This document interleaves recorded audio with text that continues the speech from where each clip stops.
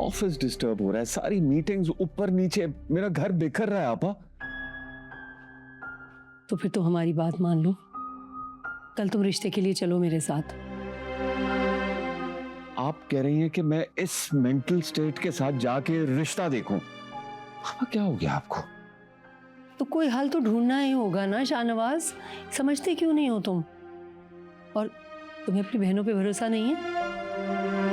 हम तुम्हारे लिए बुरा थोड़ी चाहेंगे।